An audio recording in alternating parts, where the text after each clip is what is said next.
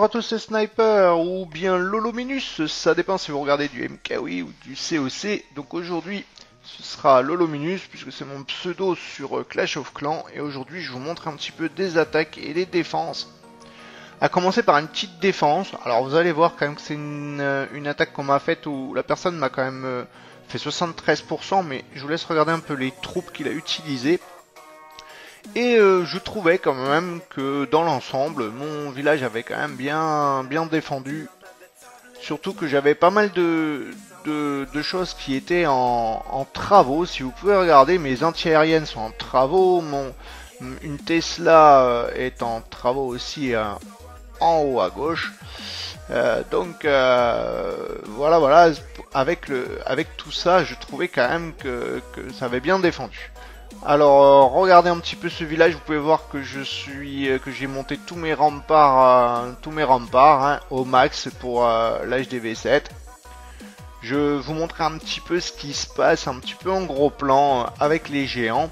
Et pour tout vous dire, je pense pas que ce joueur aurait fait aurait fait autant s'il n'avait pas utilisé sa reine des archers, parce que vous allez voir que mes mortiers quand même ont fait pas mal de dégâts. Et il est obligé vraiment d'utiliser, regardez son roi des barbares, il utilise son pouvoir en bas. Et ma Tesla va quand même lui faire pas mal de dégâts, ainsi que ma tour d'archer. Et en fait du coup, étant donné que j'ai pas d'anti-aérienne, ben, les guérisseuses soignent bien la reine des archers. Et du coup, c'est ce qui va être vraiment préjudiciable pour moi. C'est pour ça que je vous dis, s'il n'avait pas eu sa reine des archers, je pense pas que je me serais pris autant de pourcentage dans les dents. Parce que le personne là qui m'attaque va faire 73%. Alors c'est vrai que dans l'ensemble il va me prendre pas mal de butin et tout, mais le but c'était quand même de montrer que la défense était quand même jolie, en sachant que il y avait quand même pas mal de mes défenses qui n'étaient pas actives puisqu'elles étaient en travaux. Alors je vous fais un petit accéléré parce qu'il n'y a rien de plus important qui se passe. Finalement, la reine des archers, même il utilise un sort de soin au dernier moment, mais voilà, il fera pas plus que 73%. Allez, maintenant je vous montre une autre défense, encore sur un autre joueur qui est de niveau or 1. Alors il utilise quand même pas mal d'archers, c'est un barbe-archer, avec aussi quelques serviteurs. Alors vous voyez qu'il envoie tout en bas. Alors pour vous dire, j'avais fait une grosse erreur sur ce village, c'est que j'avais laissé ma réserve d'or en bas, alors que normalement j'aurais dû l'inverser avec la tour de sorcier qui était derrière.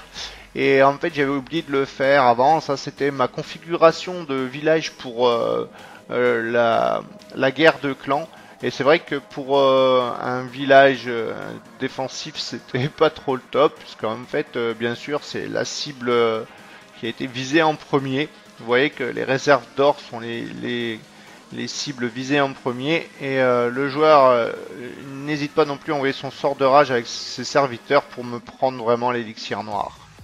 Voilà, donc là 58%, ça va, c'est pas, j'ai pas perdu énormément de trophées, un petit peu d'erreur, je vous dis, avec ce qui s'est passé avec ma réserve d'or. Mais bon, ça sera rentré dans l'ordre dans les prochains épisodes. Allez, maintenant une petite attaque. Alors je vous fais une petite attaque que je vous montre avec vous allez voir diverses techniques. Alors la technique des géants. Alors j'utilise un sort de soin toujours un petit peu pour guérir les soins, et surtout pour un peu protéger aussi les casse-briques qui viennent un petit peu permettre aux géants de péter l'anti-aérienne. Et en théorie, normalement, une fois que l'anti-aérienne est détruite, il suffit d'envoyer après une guérisseuse qui va suivre vos géants. Et c'est une assez bonne technique. Là j'ai décidé, j'avais pas eu le temps de faire de guérisseuse, donc en fait j'utilise surtout des sorts de soins pour guérir à chaque fois mes géants. Et puis vous allez voir quand même que ça marche relativement bien. Voilà, vous pouvez voir aussi en haut que mon roi des barbares attire un petit peu les défenses, c'est-à-dire que les défenses, les tours de sorcier et les tours d'archer sont attirées par lui, et en fait du coup ben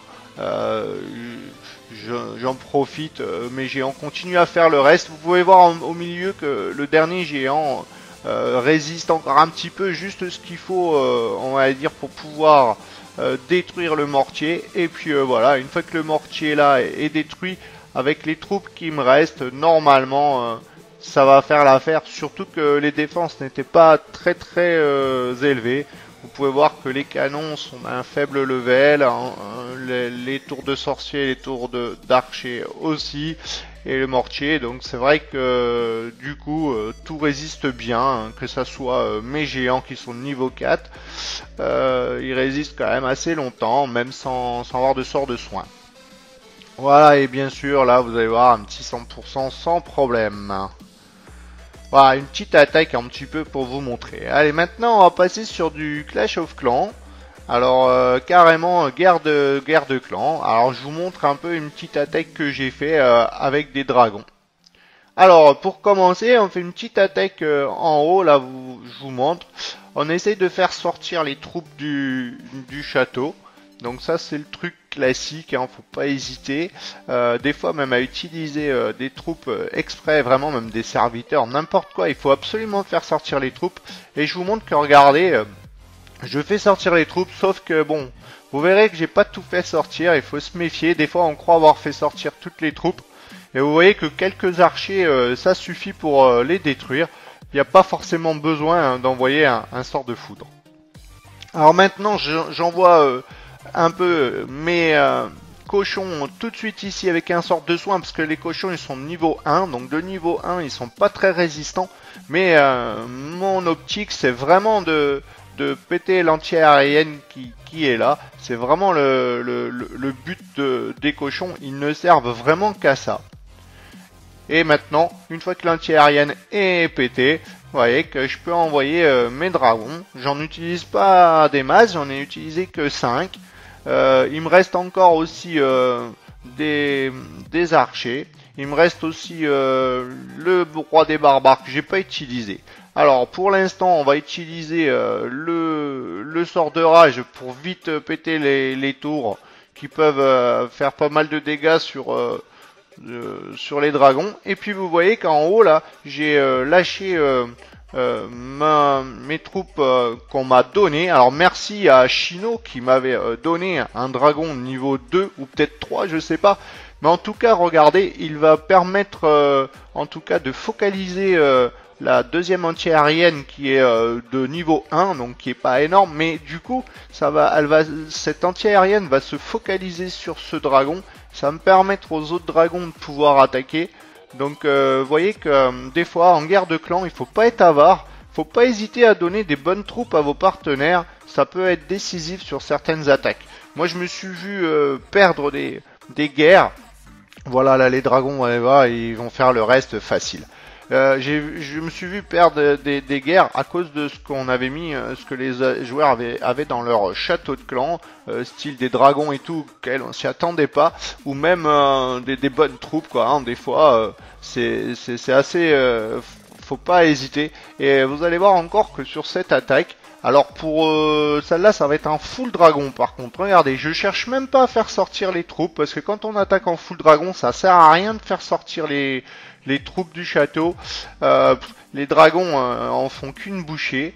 Donc un sort de soin pour un peu venir péter l'anti-aérienne. Alors bien sûr, hein, vous voyez que ce sont des petits villages hein, qui sont attaqués là. Ce sont pas des villages de très haut niveau. Ben oui, j'ai encore pas trop le level. Ce sont des villages à peu près souvent de niveau 7 ou 6.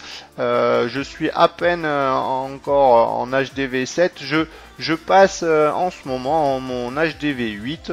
Donc le temps d'améliorer tout ça et puis un petit peu de me performer sur les attaques, mais ça commence à aller un petit peu mieux. Je prends le temps d'analyser vraiment les attaques. Vous voyez que maintenant la deuxième défense anti-aérienne va être pétée et puis alors ben c'est nickel, ça va vraiment se finir en beauté très facilement. Voilà, vous allez voir ensuite encore des attaques, encore une je crois. Et regardez, un petit 100%, c'était sur cette même guerre là, le village était pas très élevé. Allez, je vous montre un village un petit peu plus costaud. Alors là, j'envoie un premier cochon pour voir s'il n'y a pas une bombe qui est devant les extracteurs. Il n'y en avait pas, c'est bon. J'hésite pas à utiliser des sortes de soins parce que, encore une fois, mon objectif, c'est vraiment de péter l'anti-aérienne qui est là. C'est vraiment le but, il faut vraiment que toute mon attaque repose sur cette anti-aérienne. Voilà, c'est bon. Une fois que l'anti-aérienne est pétée, vous allez voir que maintenant je m'occupe de celle qui est en haut. Alors j'envoie mon roi des barbares avec trois géants. Je vois que ça va être difficile parce que, en fait... l'anti-aérienne est bien protégée par le roi des barbares et le mortier et je suis obligé d'utiliser mon sort de rage parce que je suis vraiment obligé de m'en sortir. Et vous allez voir que maintenant les dragons qui me restent vont faire l'affaire. Vous avez vu que les troupes qui sortent du château, elles font strictement rien aux dragons. Alors bon, vous pouvez remarquer que là, par contre, mon clan n'avait pas été trop sympa avec moi. J'ai à peine 5 archers pour faire dans le château qu'on m'a donné, alors que j'ai une capacité de 20. Donc des fois, c'est pas trop évident quand on vous donne pas trop de troupes. Vous allez voir sur l'attaque suivante que des fois, ça peut être déterminant. Moi, je ne suis pas avare, je donne régulièrement des bonnes troupes. Je donne même, quand je peux, des dragons dans les châteaux. Alors ça, c'est important, hein, les dragons dans les châteaux, des fois... alors, je préfère donner des dragons sur des petits villages de notre clan, ceux qui sont le moins protégés, parce que c'est ceux qui vont être attaqués par les joueurs les moins expérimentés et aussi les moins forts. Donc des fois ils vont se faire avoir tout simplement parce qu'ils s'attendent pas à ce qu'il y ait un dragon dans le château, et puis ils peuvent perdre facilement sur ce genre d'attaque. Donc n'hésitez pas moi j'hésite pas à mettre un dragon dans le château du joueur de notre clan qui est le moins fort, s'il a la place bien sûr, puisqu'il faut que quand même dans son château il y ait au minimum 20 places, puisque c'est la taille que prend un dragon. Voilà, l'attaque se termine, vous avez vu, sans problème. Les dragons ont fait tout le boulot sans souci une fois que les anti-aériennes ont été défoncées. Allez, là, ce petit village très facile, vous allez voir. Sauf que, même technique, hein. J'envoie même 2 cochons. Alors, le but là, c'est vraiment de faire sortir les troupes du château. C'était la meilleure technique pour les faire sortir. Je les ai utilisés vraiment que pour ça. Et puis regardez, maintenant j'attire toutes les troupes un petit peu plus loin. Voilà, j'essaye de les regrouper au maximum. Et une fois qu'elles vont être bien regroupées, je vais les péter avec un sort de foudre. Donc ça, j'ai décidé d'utiliser cette technique. Pourquoi? Je suis allé étudier un petit peu le village avant, la meilleure tactique pour l'attaquer. Alors là, j'envoie tous mes géants. Pourquoi? Parce que je sais qu'il n'y a pas de bombe ici, puisque ce village a déjà été attaqué par un de notre clan. Et donc j'avais repéré que quand le joueur avait attaqué ici, il n'y avait pas de bombe, donc je peux y aller en toute tranquillité. Donc n'hésitez pas quand vous attaquez de regarder les attaques qui ont déjà été faites par votre clan, par quelqu'un de votre clan, ça peut vraiment vous aider. Alors je savais aussi qu'il y avait des tremplins bien placés, mais bon, je suis obligé de les utiliser, d'envoyer quand même mes troupes comme ça. Alors, je sais, regardez, hop, mes cochons qui sautent, mes géants aussi, et encore les cochons là. Mais bon, c'est pas grave, comme je vous dis, je savais, en attendant, les cochons ont quand même eu le temps de faire pas mal de dégâts, ainsi que mes géants, et surtout que mes géants sont bien protégés par mes 2 guérisseuses, qui sont de level 2. Voilà, alors regardez, il me reste plus que 39 secondes et je lâche donc à ce moment-là les troupes de mon château. Et on m'avait donné de bonnes troupes, vous voyez qu'on m'avait donné des sorciers de niveau 4. Et regardez, c'est ce qui va faire vraiment la différence. Je pense que si on m'avait donné que des petits archers, j'aurais jamais gagné, j'aurais jamais fait 100%. Puisque en fait, et c'est Nemrod qui m'a donné de notre clan qui m'a donné ça, et je le remercie parce que regardez, je pense que j'aurais jamais eu le temps vu ce qui me restait pour finir en beauté. Ils m'ont été vraiment utiles. Voilà, sur ce, j'espère que cette vidéo vous aura plu et puis que les petits conseils vous auront aidé. Et puis regardez, je vais vous montrer mon nouveau village que je viens de faire. Alors il y a des petites imperfections, il faudra que je l'améliore. Mais c'est un village provisoire en attendant mon hôtel de ville 8, puisque mon hôtel de ville 8 est en préparation. Et comme vous pouvez voir, j'ai tout maxé pratiquement. Il me reste encore quelques extracteurs et quelques mines. Voilà. Sur ce, je vous souhaite un joyeux Noël et de bonnes fêtes. Et je vous dis à bientôt.